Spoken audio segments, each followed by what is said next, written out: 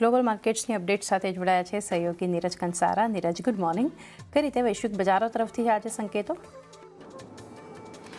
જી good morning. અને આજના સંકેતો આપણને થોડાક નરમ જ મળતા દેખાઈ રહ્યા છે. જુઓ, સૌથી પહેલાં તો શુક્રવારની વાત કરી લઈએ તો ત્યાં આગળ અમેરિકાના બજારોમાં આપણને એક પ્રોફિટ બુકિંગ જોવા મળ્યું હતું. જ્યાં આગળ ખાસ કરીને ડાઓ લગભગ 1% જેટલો 500 પોઈન્ટ જેટલો ઘટ્યો.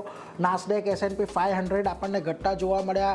બોઈંગના શેરની અંદર એક મોટો ઘટાડો હતો. હવે ખાસ કરીને અમેરિકા અને ચીન વચ્ચે કોઈ બહુ મોટી આશાસ્પદ ડીલ ન થઈ એને લઈને ખાસ કરીને આપણને એક આ દબાણ વધતું જોવા મળ્યું. અને બીજી તરફ તમને આજે અમેરિકન ફ્યુચર્સ પણ દબાણની અંદર કામકાજ કરી રહ્યા છે, કારણ કે ફરી પાછા એક વખત યુદ્ધને લઈને સમાચારો તેજ થઈ રહ્યા છે. આવું શેના માટે કહી રહ્યા છે? કારણ કે સૌથી પહેલાં તો વાત કરીએ ટ્રમ્પનું ટ્રુથ સોશિયલ પર જે નિવેદન આવ્યું છે એને લઈને એમણે એવું કહ્યું છે કે ડોનાલ્ડ ટ્રમ્પ ફરી એક ચેતવણી આ નિવેદનની અંદર આપી છે. એમણે કહ્યું છે ઈરાન માટે સમય ઝડપથી નીકળી રહ્યો છે, ઈરાને ઝડપથી પગલાં લેવા પડશે, ઉતાવળ નહીં કરે તો તેમના માટે કશું નહીં બચે અને નિર્ણય લેવા માટે ઘણો ઓછો સમય બચ્યો છે. એટલે એક પ્રકારે ડોનાલ્ડ ટ્રમ્પ અહીંયાથી ઈરાન પર દબાણ બનાવવાનો પ્રયત્ન કરી રહ્યા છે કે તેઓ ઝડપી કોઈક નિર્ણય લે, એટલે એના પર એક નજર રાખવાની છે. આ બધાની વચ્ચે એક બહુ મહત્વની બેઠક થવા જઈ રહી છે, જે એવા સંકેતો આપી રહ્યા છે કે શું ફરી યુદ્ધ અહીંયાથી શરૂ થતું જોવા મળશે.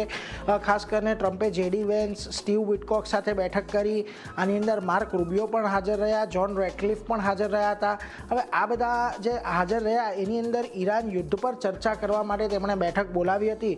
હવે આવતીકાલે એટલે કે આજના દિવસે આવતીકાલે આપણને રાષ્ટ્રીય સુરક્ષા સલાહકાર કે ટીમ જે છે એની સાથે બેઠક થતી દેખાશે. એટલા માટે ખાસ ત્યાં પણ નજર રાખવાની રહેશે કે શું ફરી કોઈ અહીંયાથી આપણને યુદ્ધના વાતાવરણ ઊભું થતું દેખાય છે કે નહીં. જોકે હજુ પણ આપણને કેટલીક જગ્યાએ હુમલા યથાવત રહેવાનું એક અનુમાન બનતું દેખાઈ રહ્યું છે, કારણ કે યુએઈના અને ન માત્ર યુએના મિડલ ઇસ્ટના એકમાત્ર પરમાણુ પાવર પ્લાન્ટની અંદર આપણને આગ લાગવાની ઘટના જોવા મળી. જોકે એવું અનકન્ફર્મ રિપોર્ટ પણ કહી રહ્યા છે કે ત્યાં આગળ ઈરાનના અમુક ડ્રોનનો હુમલો થયો હતો જેને તોડી પાડવામાં આવ્યા, પરંતુ આગ લાગવાની ઘટના બની હતી. અત્યાર સુધી કોઈ બહુ મોટી ત્યાં આગળ અન્ય નુકસાનની કોઈ માહિતી નથી. બીજી તરફ રવિવારે ડ્રોન હુમલાથી પ્લાન્ટની અંદર આગ લાગી હતી, સાઉદીએ પણ 3 ડ્રોન પાડ્યાની એક જાણકારી મળી છે. એટલે ઈરાન અત્યારે આ પ્રકારે હુમલા કરી રહ્યા હોવાના પણ સંકેતો છે. એટલે શું સીઝ ફાયર ફરી પાછું અહીંયાથી ભંગ થઈ છે કે નથી થતું એના પર પણ નજર રહેશે. આ બધાની વચ્ચે જે ચીન અને અમેરિકા વચ્ચે બેઠક થઈ હતી એના પર વ્હાઇટ હાઉસનું નિવેદન આવતું જોવા મળ્યું. એમણે કહ્યું છે 2028 સુધીમાં દર વર્ષે એગ્રી પ્રોડક્ટ અહીંયાથી ખરીદતા દેખાશે. અમેરિકાથી $17 બિલિયન એગ્રી પ્રોડક્ટ ખરીદશે ને આ ખરીદીથી સોયાબીન ખરીદીના વાયદો જે કર્યો છે એનાથી અલગ હશે. એટલે એના પર એક ફોકસ ખાસ રાખવાનું છે. તો કે અમેરિકા સાથે જે ડીલ થઈ છે એના પર ચીનના કોમર્સ મંત્રાલયનું પણ નિવેદન આવ્યું છે. એમણે કહ્યું છે કે બંને દેશો ટેરિફ ઓછા કરવા પર સહમત થયા છે. કેટલીક પ્રોડક્ટ પર ટેરિફ ઓછા કરવામાં આવે એ બાબતે સહમતિ બની છે. અને આ કરાર બાદ જે એની નાની નાની વાતો છે એના પર અત્યારે ખાસ કરીને કામ ચાલી રહ્યું છે એવું એમનું કહેવું છે. એટલે એના પર પણ એક નજર રાખવાની કે કઈ રીતે આપણને અહીંયાથી પરિસ્થિતિ આગળ વધતી જોવા મળે છે. આ તો થઈ ગઈ ઓલરેડી અમેરિકા અને વૈશ્વિક બજારોની વાત, પરંતુ આ બધાની વચ્ચે તમને આજે જો એશિયાના બજારોની અંદર પણ થોડો ઘણો મિશ્ર કામકાજ જોવા મળી રહ્યું છે. વેલ, સવારે તમને જાપાનના બજારોની અંદર જુઓ એક તરફે તમને ઘટાડા તરફી કારોબાર જોવા મળ્યો હતો, ઓલમોસ્ટ 1% ઘટાડો હતો. તાઇવાનના બજારો 1% નીચે છે.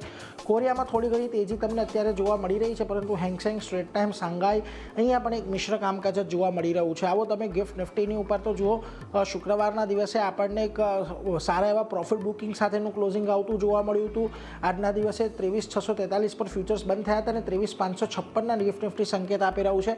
થોડોક સુધારો થયો છે. સવારે 101 પોઈન્ટથી વધારેનું દબાણ હતું ગિફ્ટ નિફ્ટીની અંદર, અત્યારે 75 પોઈન્ટનું છે. એટલે એક શરૂઆત તો ઘટાડા તરફી જાય છે, પરંતુ ખાસ જોવાનું રહેશે કે કઈ રેન્જની અંદર ચાંદની આપણને કામકાજ કરતું દેખાય છે. એટલે ઓવરઓલ આજના દિવસે સંકેતો થોડાક આપણને નબળા બનતા દેખાઈ રહ્યા છે. જી, તો ઓવરઓલ એક નબળું સેટઅપ છે, પરંતુ જોઈએ આજે માર્કેટ પર નજર રાખીશું. નીરજ, આભાર આપનો આ સમગ્ર માહિતી માટે.